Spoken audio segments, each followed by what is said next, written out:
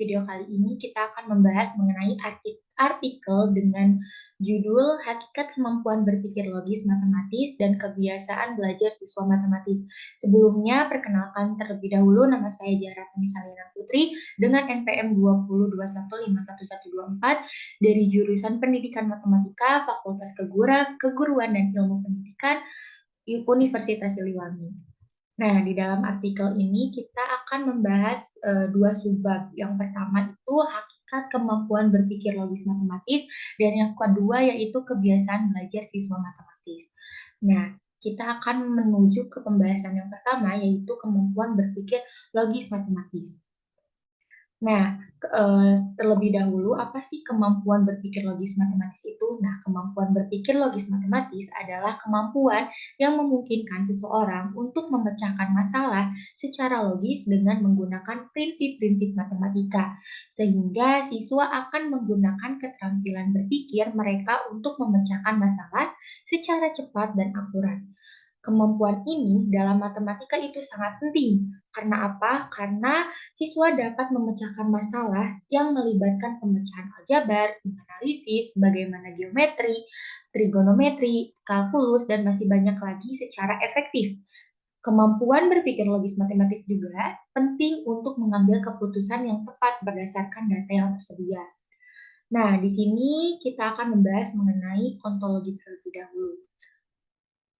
Yang pertama, kita akan membahas mengenai ontologi dari kemampuan berpikir.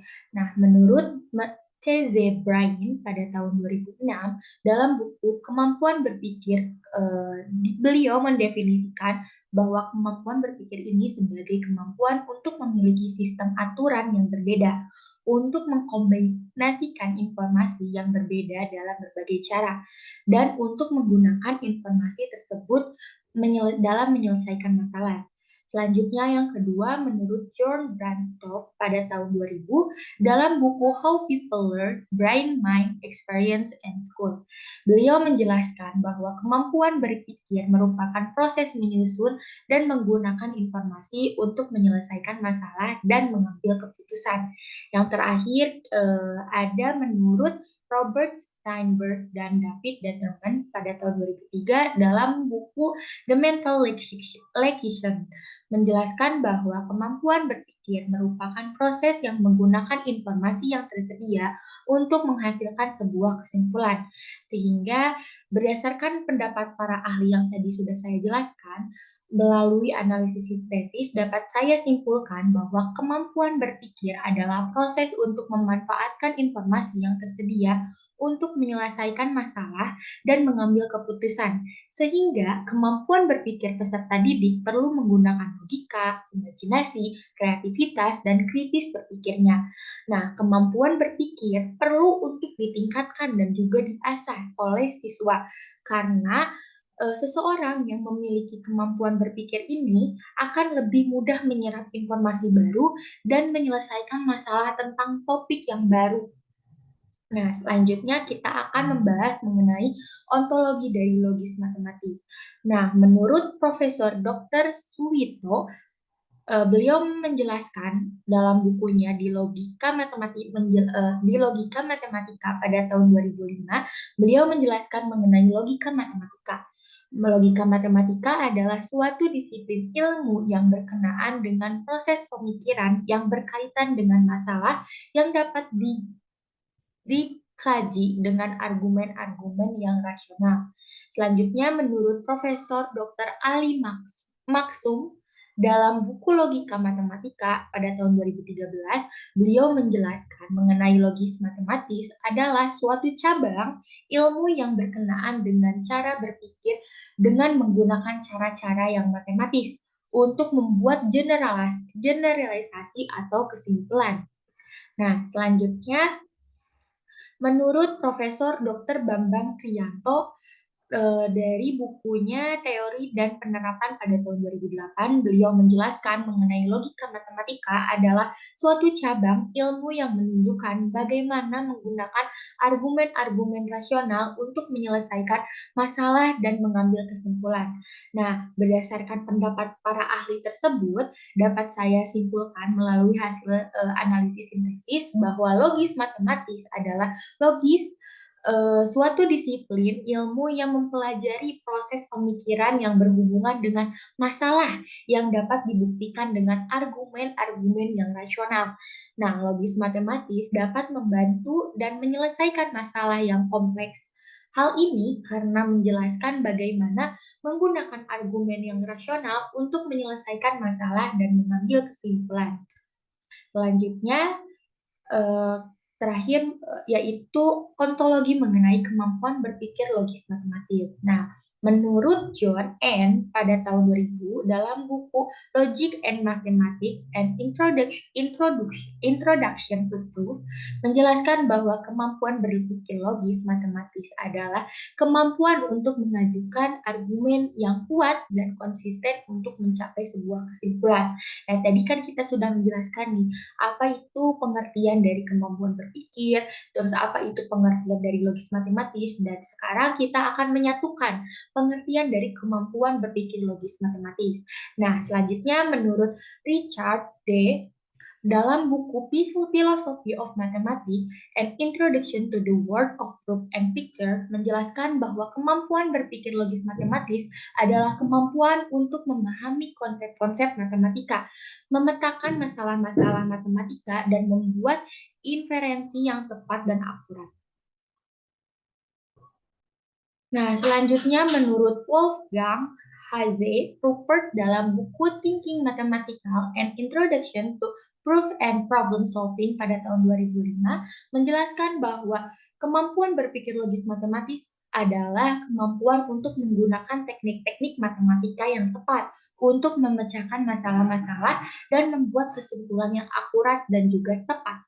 Sehingga dari pendapat-pendapat di atas, melalui hasil analisis sintesis dapat saya simpulkan mengenai kemampuan berpikir logis matematis adalah kemampuan untuk memahami konsep-konsep logika dan matematika, memecahkan masalah-masalah, dan membuat inferensi yang kuat dan tepat.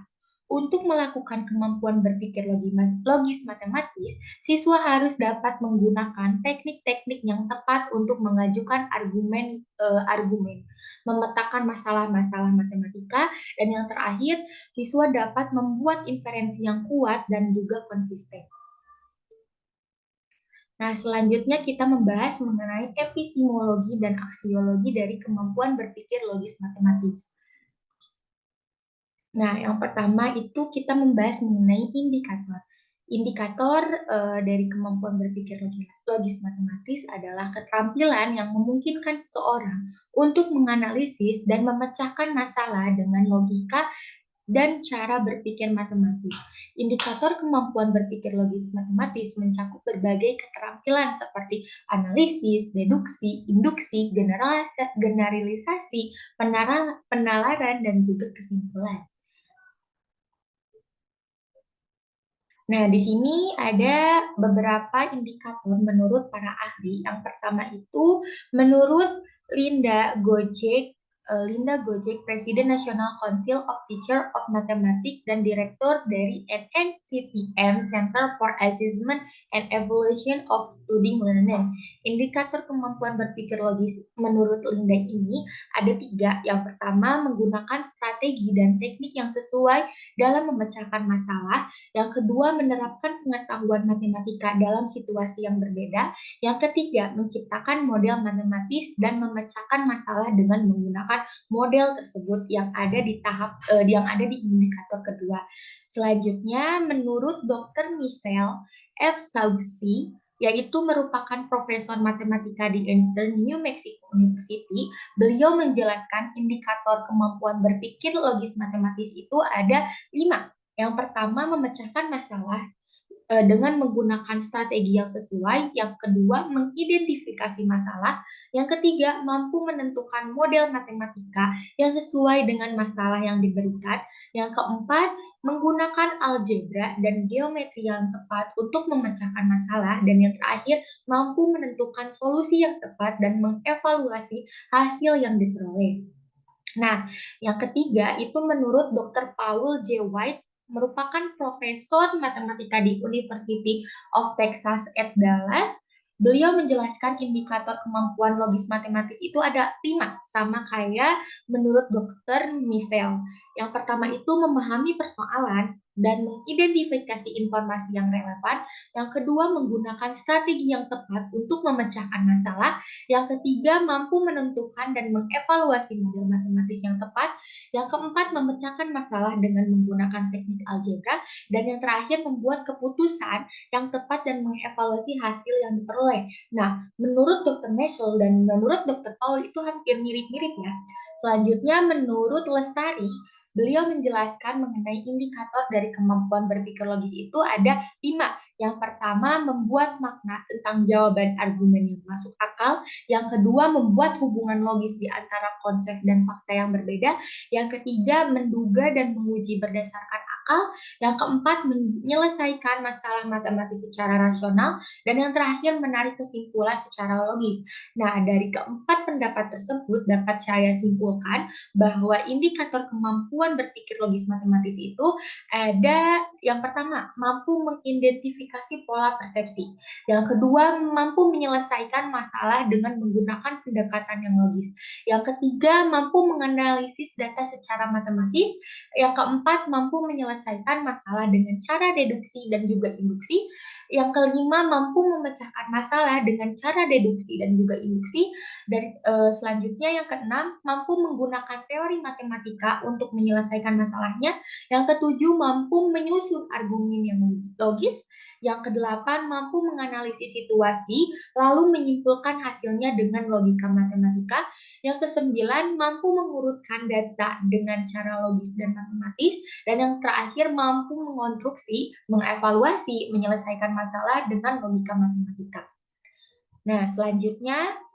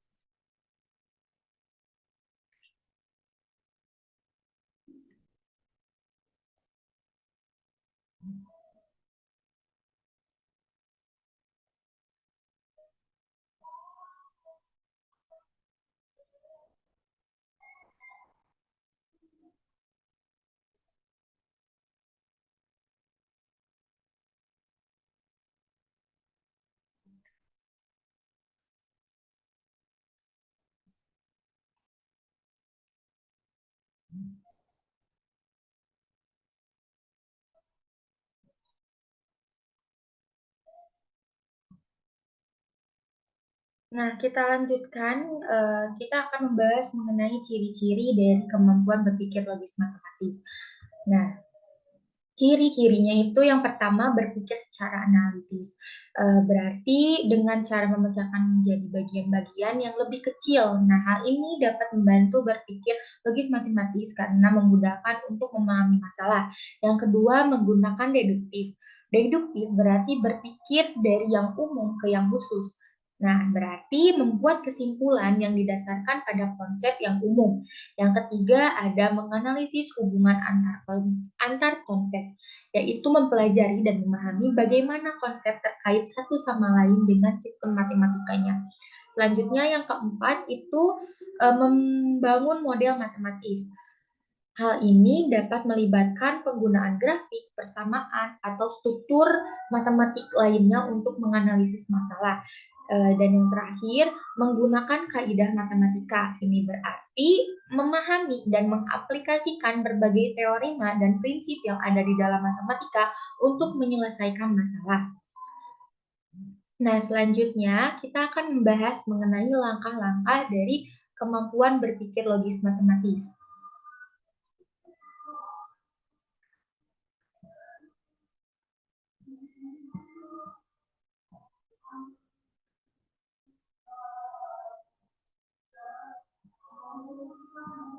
Nah, yang pertama itu langkahnya itu harus memahami masalah. Sebelum melakukan apapun, penting untuk memahami masalah dengan benar. Pahami dulu konteks masalah, lingkup masalah, dan tujuan yang ingin dicapai.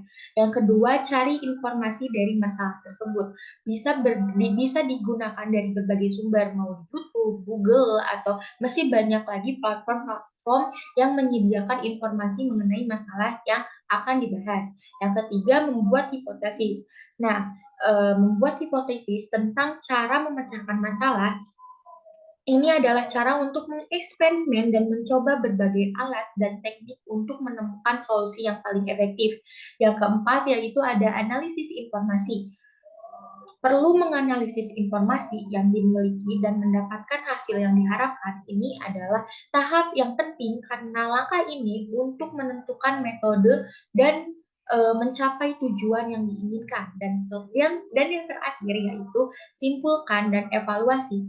Jadi langkah ini itu apakah hasil yang diperoleh sesuai dengan yang diharapkan? Jika hasil diperoleh tidak sesuai dengan yang diharapkan, maka perlu membuat perubahan dan mencoba lagi, yaitu menggunakan kegiatan evaluasi. Nah, selanjutnya kita akan membahas mengenai fase-fase dari kemampuan berpikir logis matematis.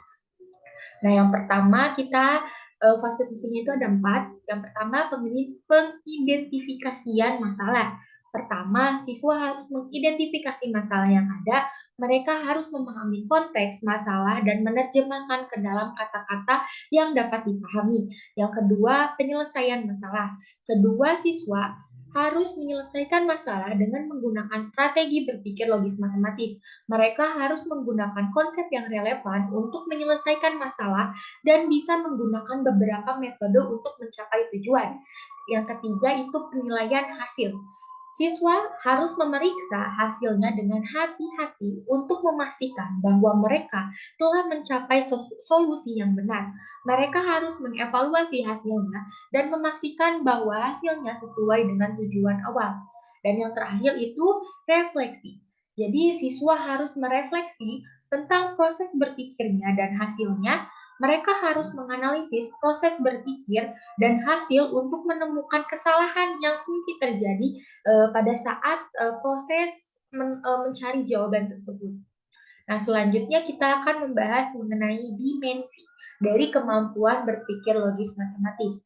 Yang pertama, kita akan menjelaskan mengenai penyelesaian masalah. Apa itu penyelesaian masalah? Yaitu keterampilan dasar yang diperlukan untuk menyelesaikan masalah matematika.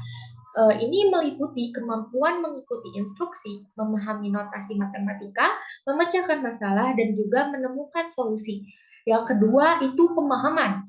Kemampuan untuk memahami dan mengintegrasikan konsep matematika yang lebih kompleks meliputi kemampuan untuk mengidentifikasi relasi, menyimpulkan, dan memecahkan masalah yang lebih kompleks. Yang ketiga, penggunaan alat dan strategi. Dengan menggunakan alat dan strategi dalam matematika secara efektif, ini meliputi kemampuan untuk menggunakan alat seperti diagram, grafik, kalkulator, penggaris, dan masih banyak alat penggunaan alat dalam matematika yang membantu kita untuk mencari solusi atau jawaban. Nah, selanjutnya menulis dan komunikasi. Kemampuan untuk menulis dan menyampaikan informasi matematika dengan baik meliputi untuk menulis dengan benar dan jelas, menyampaikan informasi dengan jelas, dan menyampaikan konsep matematika secara efektif. Dan yang terakhir ada keterampilan berpikir kritis. Kemampuan untuk mempertanyakan dan merefleksikan cara berpikir matematika ini termasuk kemampuan untuk menganalisis, menilai, memvalidasi solusi matematika. Nah, selanjutnya kita akan membahas mengenai jenis-jenis dari kemampuan berpikir logis matematika. Yang pertama ada penyelesaian masalah. Kemampuan untuk mengenali, menganalisis, dan menyelesaikan masalah yang berhubungan mengenai matematika ini merupakan jenis dari penyelesaian masalah. Yang kedua, pemahaman konsep. Pemahaman konsep itu siswa mengerti konsep-konsep matematika dan menggunakan konsep tersebut dalam kehidupan sehari-hari. Yang ketiga, penyelesaian menggunakan algoritma.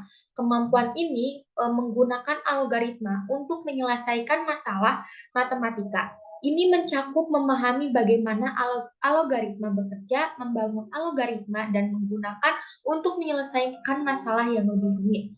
Selanjutnya yang keempat yaitu pengenalan pola dan inference. Maksudnya itu dari data matematika ini mencakup mengenai pola dan melihat hubungan di antara berbagai matematika. Selanjutnya yang kelima yaitu berpikir kritis. Kemampuan untuk menganalisis informasi dan kemampuan kesimpulan yang logis ini mencakup menganalisis fakta dan mengambil tindakan yang tepat untuk menyelesaikan masalah. Selanjutnya yang terakhir ada komunikasi matematika.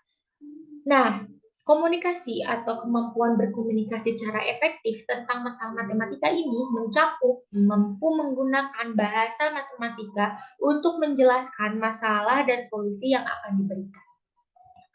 Selanjutnya kita akan membahas mengenai tahapan-tahapan dari kemampuan berpikir logis matematis. Di sini ada 5 tahap. Yang pertama itu identifikasi masalah. Langkah pertama dalam proses berpikir logis matematika melibatkan identifikasi masalah yang harus diselesaikan. Hal ini dilakukan untuk menentukan masalah, menganalisis masalah. Yang kedua, memahami masalah tersebut. Nah, hal ini dilakukan dengan mengidentifikasi komponen masalah, menganalisis komponen, dan memahami hubungan antara komponen. Selanjutnya, tahapan yang ketiga yaitu pemecahan masalah. Nah, pemecahan masalah ini melibatkan menganalisis informasi yang tersedia menggunakan logika untuk menemukan solusi dan membuat keputusan yang tepat. Selanjutnya yaitu implementasi dari solusi. Nah, setelah solusi ditemukan, langkah selanjutnya adalah menerapkan solusi atau implementasi solusi. Melibatkan mengevaluasi masalah, menetapkan tujuan, menentukan metode untuk mencapai tujuan, dan mengimplementasikan metode. Dan yang terakhir ada evaluasi hasil. Langkah terakhir adalah mengevaluasi hasil. Hal ini melibatkan mengidentifikasi masalah yang muncul, menganalisis masalah, dan menetapkan masalah-masalah perbaikan yang diperlukan. Nah, selanjutnya ada komponen kemampuan berpikir logis matematis. Yang pertama yaitu memahami konsep matematika. Yang kedua itu ada analisis masalah. Yang ketiga ada aplikasi konsep matematika. Yang keempat membuat koneksi matematika. Yang kelima mengambil keputusan dan yang terakhir komunikasi. Nah, selanjutnya kemampuan logis matematis dapat diukur menggunakan indikator yang telah tadi Zahra jelaskan. Begitupun dengan kemampuan logis matematis dalam mata pelajaran matematika dapat dikembangkan. Nah, berikut ini merupakan contoh soal untuk mengukur kemampuan berpikir logis matematis. Nah, di sini ada 4 soal dan di sini itu menggunakan KD 3.3 dan 4.3 yaitu mengenai relasi dan fungsi di kelas 8. Nah, untuk KD 4.3 yaitu sebuah sekolah telah menetapkan sistem tahun ajaran baru. Setiap tahun ajaran yang berlangsung selama 3 tahun akan ditandai dengan 3 huruf yang berbeda. Buatlah fungsi dengan menggunakan angka tahun 3 huruf yang berbeda. Nah, untuk KD 4.3 ini kita menggunakan contoh soal dengan soal non rutin. Karena apa? Karena agar siswa bisa melakukan kemampuan berpikirnya dan bisa mengimplementasikannya. Nah, berbeda dengan KD 3.3, kita lihat contohnya, seorang siswa menggunakan matriks untuk menentukan hubungan antara dua variabel. Apakah yang dimaksud dengan relasi ini? Nah, di dalam KD 3.3 ini, kita menggunakan contoh soal yaitu bersifat rutin karena ini itu mengenai relasi dan yang kadit 4.3 ini bersifat non rutin karena non rutin itu yang kadang dijelaskan oleh ke siswa gitu. Selanjutnya kita membahas mengenai contoh soal 4.3 yang terakhir, yaitu seorang guru matematika meminta siswa untuk menyelesaikan masalah berikut ini. Andi, Bani, dan Caca memiliki jumlah uang yang berbeda. Andi memiliki jumlah uang 200.000, Bani 300.000, Caca 400.000. Nah, pertanyaannya, jika Andi dan Bani menukarkan uang mereka dengan Caca, masing-masing dari mereka akan memiliki jumlah uang yang sama. Berapakah jumlah uang masing-masing dari Andi, Bani, dan Caca? Nah, ini merupakan implementasi dari KD 4.3 karena soal ini bersifat soal non-rutin. Selanjutnya, kita akan membahas mengenai subbab yang kedua, yaitu kebiasaan belajar siswa matematis. Nah, kita akan membahas dari apa itu kebiasaan belajar. Nah, kebiasaan belajar ini merupakan aspek yang sangat penting dalam proses belajar mengajar. Banyak yang berpendapat bahwa kebiasaan belajar yang baik akan membantu siswa dalam mencapai hasil yang terbaik. Kebiasaan belajar yang baik dapat meningkatkan kinerja akademis siswa dan membantu mereka untuk mencapai tujuan yang diinginkan. Kebiasaan belajar yang baik juga dapat membantu mempercepat proses pembelajaran, membuat siswa lebih terorganisir, berorientasi pada tujuan, mengontrol emosi, membangun rasa percaya diri, dan mengikuti jadwal. Selanjutnya kita akan membahas mengenai ontologi dari kebiasaan belajar siswa matematis. Nah, menurut John Keller pada tahun 1987 dalam buku yang berjudul Development and Use of Introductional Goals, kebiasaan belajar adalah proses yang berulang dan konstan untuk memperoleh pengetahuan, keterampilan, atau nilai. Selanjutnya kita menjelaskan menurut Richard E. Meyer pada tahun 2004 dalam buku yang berjudul The Cambridge Handbook of Multimedia Learning. Beliau menjelaskan bahwa kebiasaan belajar adalah proses yang menggunakan pengalaman untuk membangun pengetahuan dan membentuk pola tindakan. Selanjutnya yang terakhir, menurut Frederick M. Newman pada tahun 2009 dalam buku yang berjudul Learning and Teaching the Essential Guide, kebiasaan belajar adalah proses pelatihan yang berkelanjutan, konsisten, dan sistematis untuk mengembangkan pengetahuan, keterampilan, atau nilai. Nah, dari pendapat-pendapat di atas, melalui hasil analisis sintesis dapat saya simpulkan mengenai kebiasaan belajar adalah proses yang melibatkan pengalaman untuk membangun pengetahuan, membentuk pola tindakan, dan mengembangkan keterampilan atau nilai.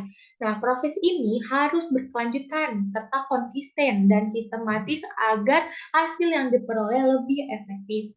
Kebiasaan belajar yang baik dapat membantu seseorang dalam memperoleh pengetahuan yang lebih dalam dan dapat meningkatkan keterampilan.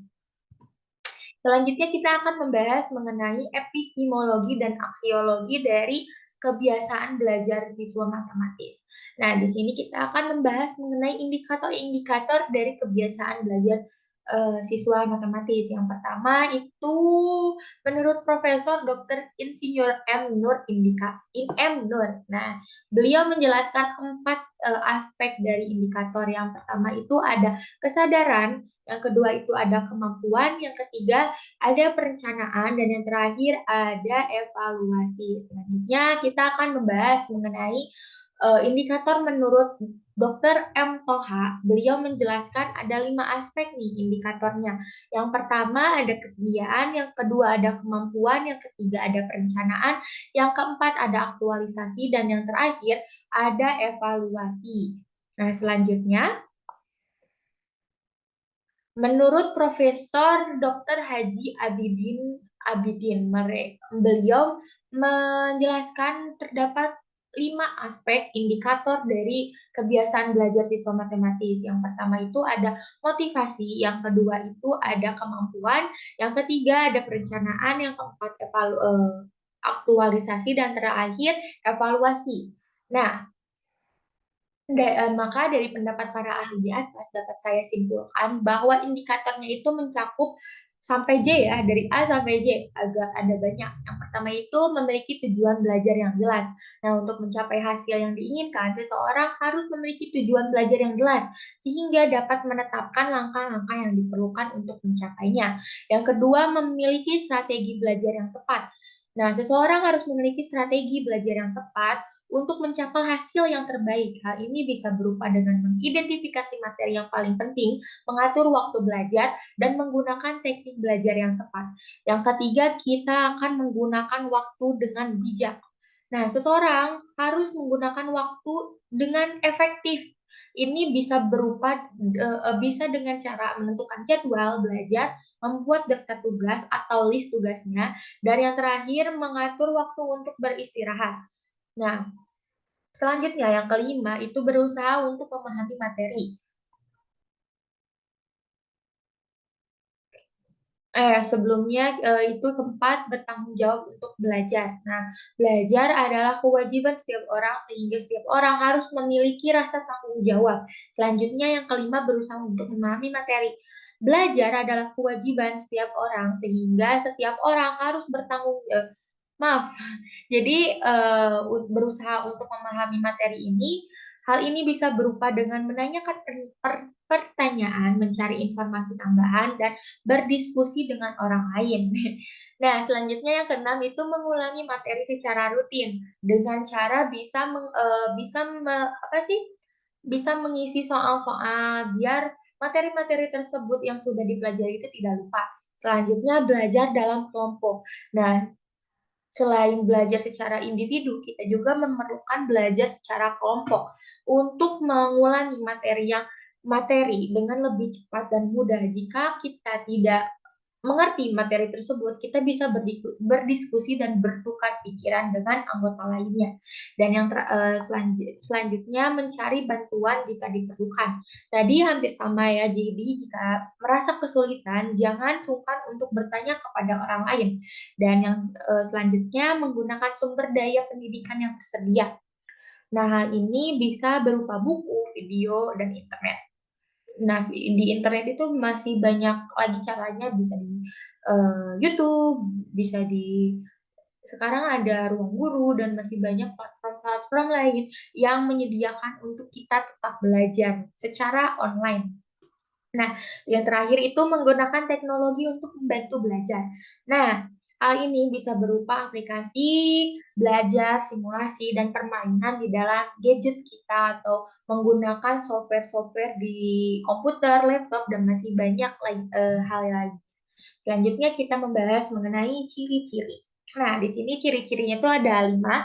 Yang pertama, konsisten. Nah, ini berarti kalau konsisten kan berarti harus membuat jadwal belajar dan mengikutinya, harus bisa bertanggung jawab dengan apa yang kita tulis. Selanjutnya, fokus. Nah, saat kita belajar, kita harus benar-benar fokus. Hindari yang ada distraction seperti matikan terlebih dahulu HP-nya dan masih banyak lagi. Terus yang ketiga, tindak lanjut. Nah, ini termasuk memeriksa pekerjaan yang telah diselesaikan dengan mencari cara untuk meningkatkan hasil.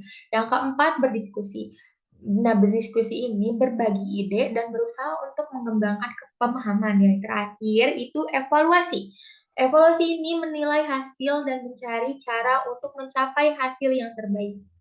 Nah, selanjutnya kita akan membahas mengenai langkah-langkah. Yang pertama itu buat rencana belajar. Dengan membuat jadwal belajar dan cara belajar yang efektif oleh siswa-siswanya. Yang kedua, temukan suasana yang tepat. Cara suasana yang tenang dan nyaman untuk belajar ini merupakan hal yang perlu siswa atau kita perhatikan, karena jika kita belajar tidak fokus, maka materi-materi yang akan kita serap juga tidak sepenuhnya bakal masuk. Nah, yang ketiga itu pelajari materi dengan cara membaca, menonton video, atau berkolaborasi dengan teman. Selanjutnya yang keempat, membuat catatan. Nah, gunakan kartu atau whiteboard atau laptop atau media-media lain yang diperlukan menurut siswanya. Selanjutnya, membuat catatan. Nah, membuat catatan ini sangat penting. Udah ya. Terus selanjutnya yang kelima, berlatih. Nah, berlatih ini dapat menjadi cara yang efektif untuk menguasai materi dengan cepat dan memahami dengan baik. Selanjutnya, mengevaluasi kinerja. Dengan cara mengerjakan tes atau menghadapi percobaan, bertujuan untuk mengetahui apa yang telah dipelajari dan apa yang masih perlu untuk dipelajari.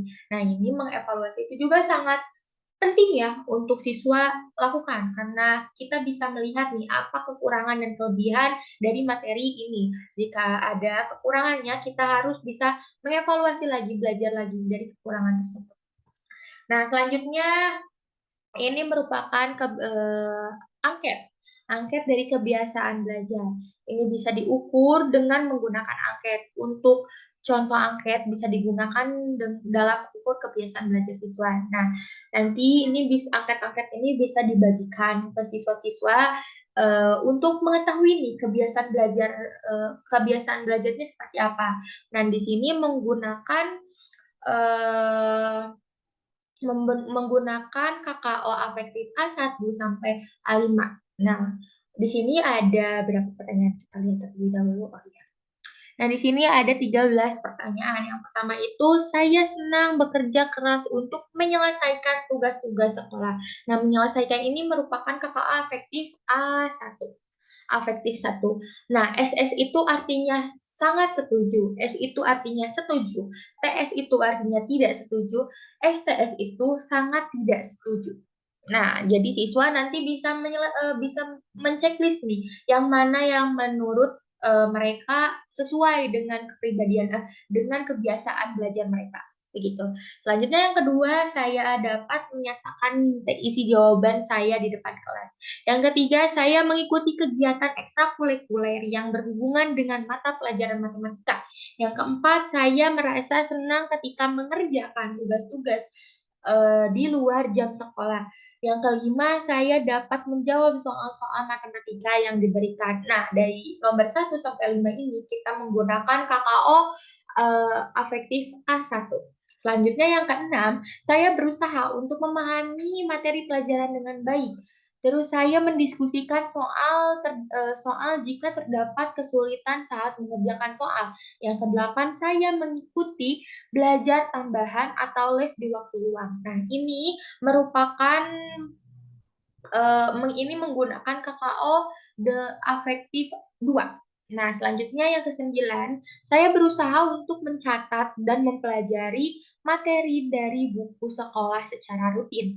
Ini menggunakan KKO Affective 3. Nah, selanjutnya saya berani untuk menanyakan hal-hal yang belum dipahami dengan bertanya pada guru dan teman. Terus yang ke-11, saya menyempatkan diri untuk mengikuti diskusi-diskusi di luar jam sekolah. Nah, ini menggunakan KKO afektif 4. Dan untuk KKO afektif 5, ini ada di 0, 12, dan 13, yaitu saya termotivasi untuk berusaha mencapai hasil terbaik dalam belajar. Dan yang terakhir, saya mengeksplorasi informasi untuk memperluas pengetahuan dalam pelajaran matematika. Nah, sekian pembahasan dari saya mengenai artikel dari Hakikat Kemampuan Berpikir Logis Matematis dan juga kebiasaan belajar matematis siswa. Nah, jika ada yang ingin ditanyakan, silakan chat di kolom komentar. See you next video. Dadah!